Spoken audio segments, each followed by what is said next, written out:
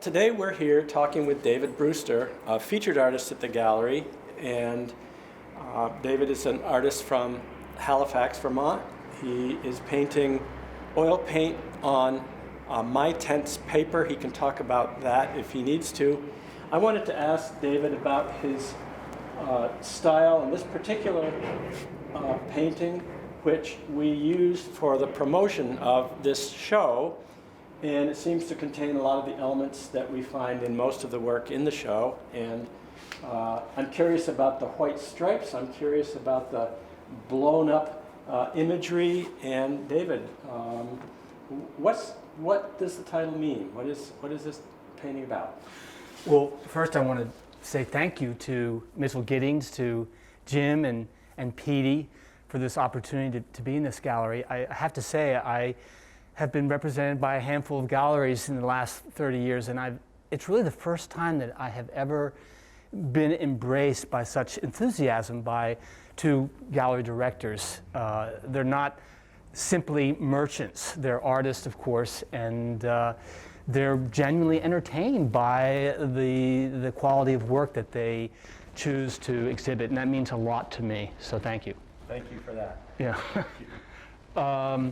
Yes, so this painting is the subject matter is very typical of what I'm attracted to, and that is that age-old wrestling match between humans and nature.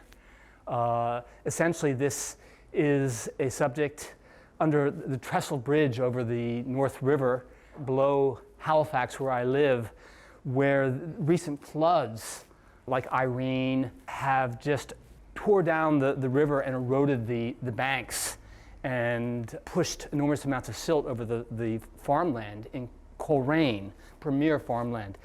And this summer, it was really a remarkable process to observe. A mass dot came in and with flatbed loads full of massive tree stumps. Not just the stumps, but maybe with still 12 feet of the tree, and they jammed them into the river embankment and then poured in rocks. It was an art installation in and of itself that was more impressive than anything that I came up with. But just that, and then in the foreground of this painting, piles of those tree stumps. The challenge of ordering chaos, which is just that age-old obsession that I think artists have in our fleeting time to try to confront the chaos of our age and make it accessible, make it interesting. I think too the Trestle Bridge, though that could be a very sentimental note or detail, it was more the diagonals and horizontal strips of the bridge in conjunction, combined with a similar patterning of the twisted tree stumps. One of the things that I've noticed in a lot of your work is I'll come back to it, the taped and defined white lines, which to me create a perfect foil for the chaos that you're reining in. They stop the explosion of activity, or at least arrest it for a moment, and they give solidity and a strength to the paintings, which I'm attracted to. And I noticed it in several of the paintings. I hope we can see some others. There's another painting over here called Adirondack Chairs Akimbo, and you've actually defined the forms. We'll go to that painting. You've defined the forms with the tape and then removed the tape, so you've got these beautiful white chairs, but they don't look very like you want to sit in them. They're falling over, they're getting blown over. We'll go over to that painting. But the idea of the explosion of really poorly defined subject being just thrown in and being controlled by, somewhat controlled by the geometry of the trestle. I think is intriguing, and that's what gives us a lot of strength. Well, like all technical processes that artists use, whether you're an academician or a pure abstract painter, they can become prescriptive. And really, the use of tape is somewhat new for me. It's nothing new for artists, of course.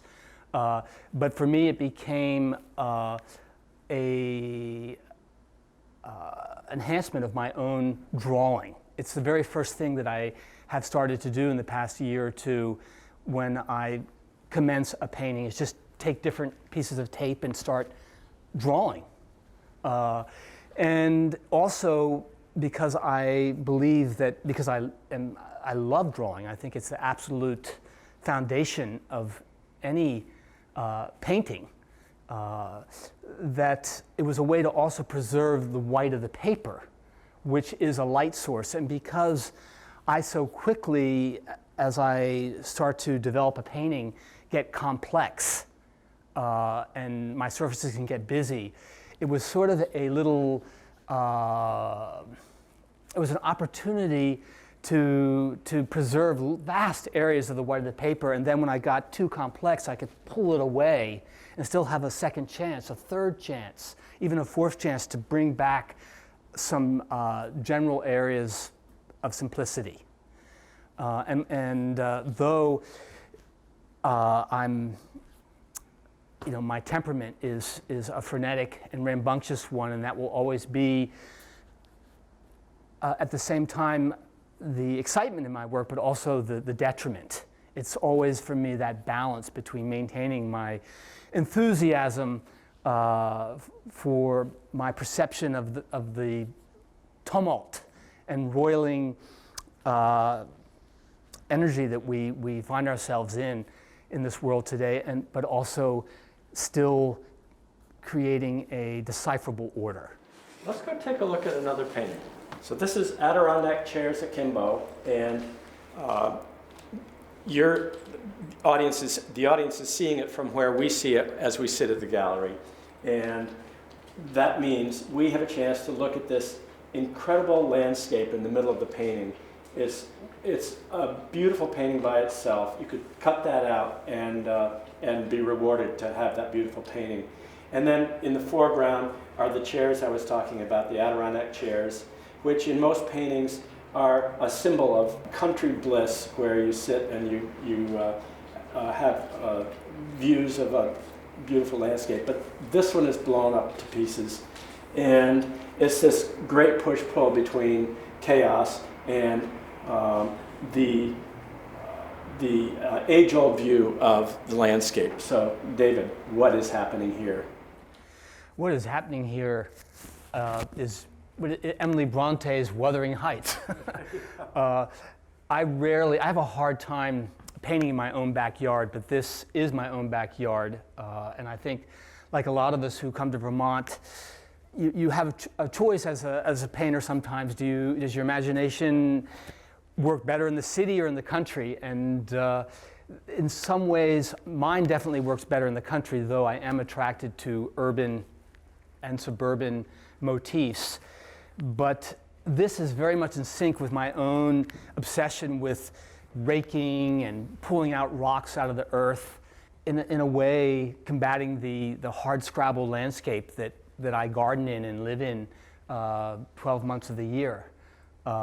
So it's a very, as I say, a rare occasion that I paint my own backyard.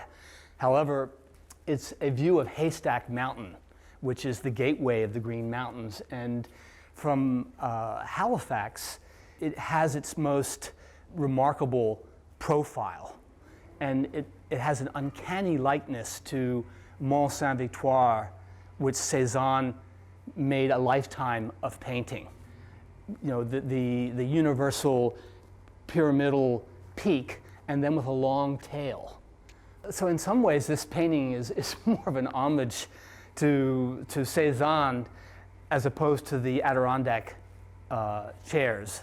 They are more props for a foreground experience to eventually move the eye across the middle ground, and then to the mountain in the distance. We're honored to look at this every single day. We're just staring right at it, and it grows like most good paintings do. It grows in how we see it, and we see it differently, and it just grows and grows in importance. The atmosphere and the landscape and like you say, the foreground chairs are remarkable. Well, one thing I wanted to say is that in terms of the tape or the pre-use of tape, I think one of the important things that I perceive in the landscape, again, regardless of the story, is a sense of through going through, whether it's a horizontal movement or even a vertical movement. I think you could spend a lifetime trying to grapple with, unify that fundamental relationship in landscape, which is that between the sky and the earth. It seems like such a simple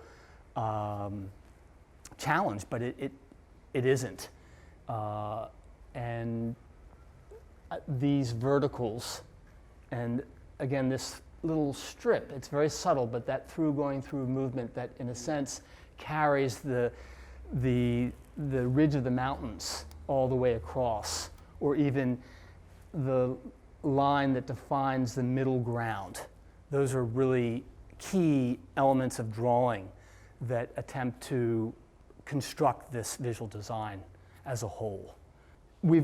Jim has mentioned his fascination with the white of the paper that's left behind when I pull off the tape. But there are also elements where the tape is applied to colored grounds, and then when I pull that off, I get some transitional halftones of color that are interesting and help define those planes in space. What's interesting, though, for me is I think there's an overemphasis when talking about artist painting techniques on style. For me, style is almost a generalized, superficial, glib term to appreciate what is most interesting is an artist's vision. And artist's vision is something that evolves so slowly, so gradually, like the ridged bark on a gnarled tree that has scabs and cankers and girdling and broken, busted limbs, but somehow after 30, 40, 50, 60 years begins to have this stalwart structure. And for me, my paintings, what is most gratifying is the evidence of struggle, that embodies, decades of all these, this pretty large reservoir of ways of applying paint. Prior to the use of tape and spray paint, I haven't mentioned that's become a primary dispersion of color or application of color. It was the paint roller. From 2011 to really 2018, I relied primarily, I did paintings almost entirely with 6-inch foam paint rollers. And just a little residue on the top. You see that little scuttle like Gracie the dog walked across the canvas. Though it's just 30 seconds of paint roller, that's still part of my arsenal from just staying in it for the long haul.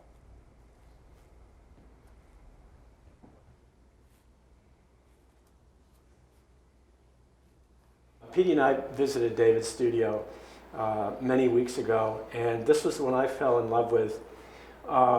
It's remarkable for the amount of energy and the evidence of his hand and his whole arm and body just being totally involved. I was struck by the hatching up here, which was done with a spray paint, with spray can, a can of spray paint. All kinds of hatching with graphite or pencil, drawing throughout. When the tape gets lifted off, there's a drawing underneath. It's a remarkable painting. I couldn't make sense of it. This is actually the deck of a lawnmower, and this, I believe, David, correct me if I'm wrong, is a vase with flowers, and thus the title, Mower Deck and Art Deco. I'm right on that? Yes. Art Deco and mower, okay. And why those would come together in a painting, I don't have the faintest idea, but the energy is amazing. The composition is it's just as exciting from corner to corner. Can you tell me a little bit more about this, David, or did I just cover it all? Well, you certainly did a good job. I like that you used mower deck because it was, in fact, a suburban mower in the backyard of two very good friends of mine, Mike and Tony, in Coleraine, and I was attracted to the neon bright green color.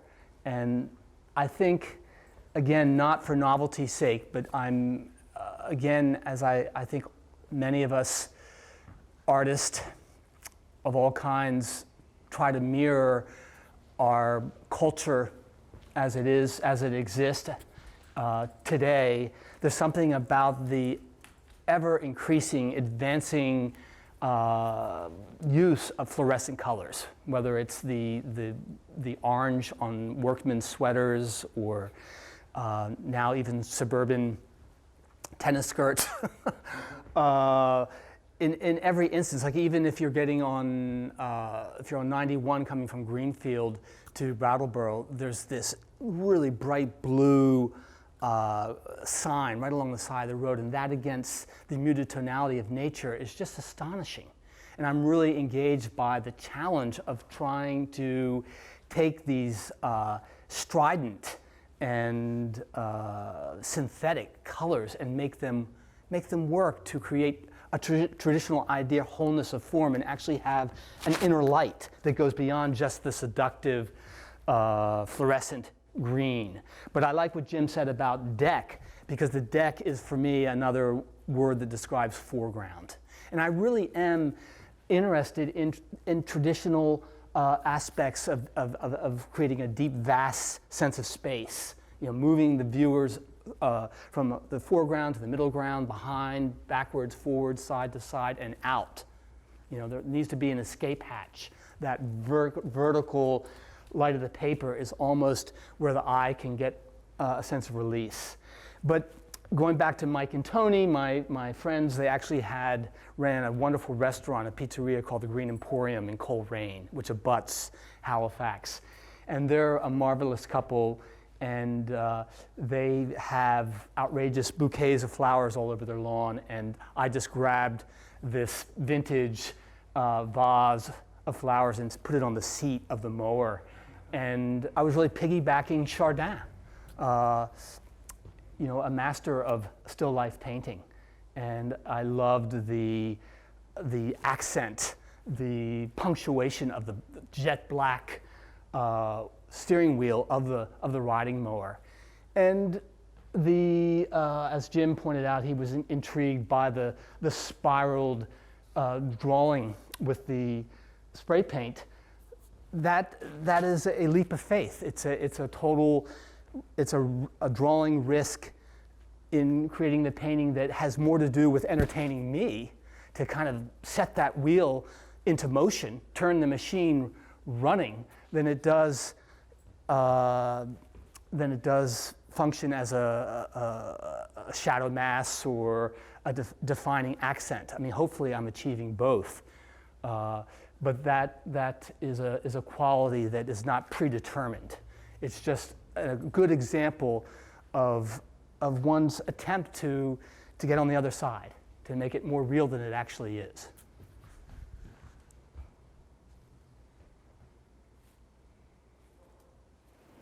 Well, David, thank you for bringing your paintings to the gallery. It's an honor, and the amount of energy and the total commitment that is obvious in the paintings is great for the gallery. It's great for the people that come in, and this is a really pleasurable show. And thank you. Well, thank both you and Petey, and you're welcome.